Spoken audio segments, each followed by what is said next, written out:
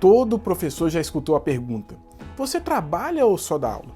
Não vou nem me aprofundar no mérito dessa questão. Dar aula já seria trabalho suficiente, até mais que o suficiente. Ainda assim, o cargo de professor muitas vezes exige mais que dar aulas. Os professores também atuam com pesquisa e extensão. Hoje, quero falar de pesquisa, ou melhor, do trabalho de um pesquisador, de um cientista.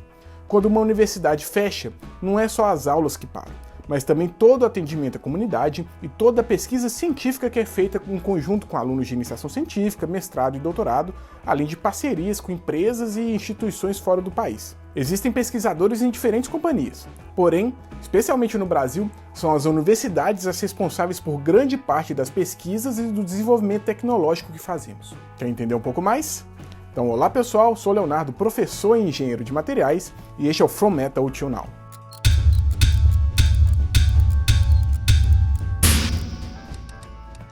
Em universidades e centros de pesquisa do mundo inteiro, são feitas pesquisas nas mais diversas áreas. A ideia é, a partir de algumas informações base de uma área específica, reproduzir e consolidar o que foi feito ou dar um passo além e fazer algo novo. Então, eu vou dar um exemplo bem prático do passo a passo do trabalho do pesquisador. Vamos supor que eu comecei a trabalhar desenvolvendo bolos. A primeira coisa a se fazer é uma revisão bibliográfica, ou seja, pesquisar o que existe de escrito sobre a produção de bolos, o chamado estado da arte. Nesse caso, eu peguei artigos em revistas consagradas sobre o assunto, que são muito referenciadas. Nesse caso, fontes como Mais Você ou Panelinha. A partir dessas fontes, eu posso traçar minha metodologia, ou seja, vou definir os parâmetros dentro de uma faixa comum. Nesse caso, escolherei a quantidade de ovos, quantidade de farinha, o tipo da farinha, a ordem de mistura, o tipo de panela, o tipo de forno, a temperatura de pré-aquecimento, o tempo de aquecimento, enfim, todos os passos para reproduzir o bolo. Mas notem, eu sou um pesquisador de bolos, então não vou apenas reproduzir, vou pesquisar o efeito da quantidade de ovos na consistência da massa do bolo. Sendo assim, na minha metodologia, além de definir todos os parâmetros, indicarei que farei 3 bolos.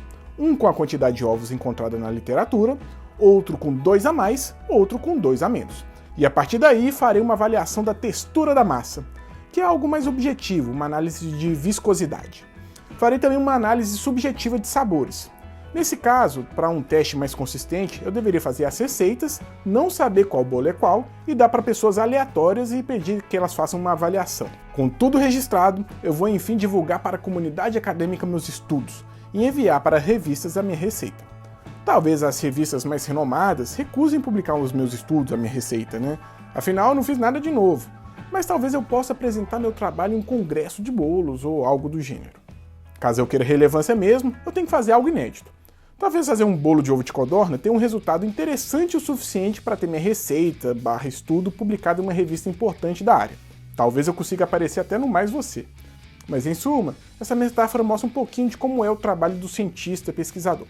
O trabalho envolve a coleta de dados de boas fontes, a elaboração de uma metodologia coerente e reproduzível, a execução dessa metodologia e a avaliação dos resultados. E o mais legal é que todas as áreas, sem exceção, possuem os seus estudos, os seus pesquisadores.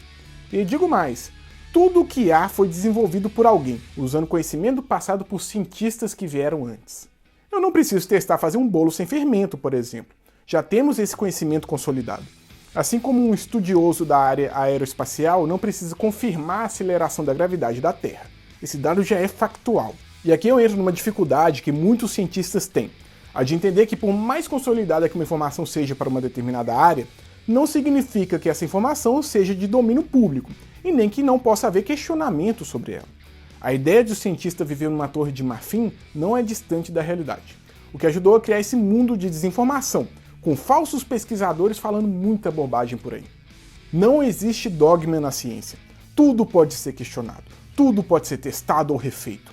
Caso alguém tenha alguma dúvida de algo supostamente trivial, deve ser papel do cientista também explicar, ou pelo menos direcionar quem tem dúvida ao meio de achar uma resposta. Ninguém nasce sabendo tudo. E a dúvida é a faísca da evolução que não pode ser cesseada, especialmente pelos pesquisadores. Gosto de pensar nessa profissão como as pessoas que estão com as tochas, abrindo o caminho no meio da escuridão. Só não podemos esquecer de destacar alguns colegas para voltar e iluminar quem está mais atrás também, enquanto todos seguimos nessa trilha. Curtiu? Então deixe seu comentário com sugestões para temas de novos vídeos. E quer entender um pouquinho mais de metalurgia e materiais? Acesse meu site, conheça minha trajetória, alguns projetos, e lá também tem um compilado dos vídeos aqui separados por seção que ajuda muito na hora de você organizar seus estudos. Então é isso, pessoal, muito obrigado, até mais!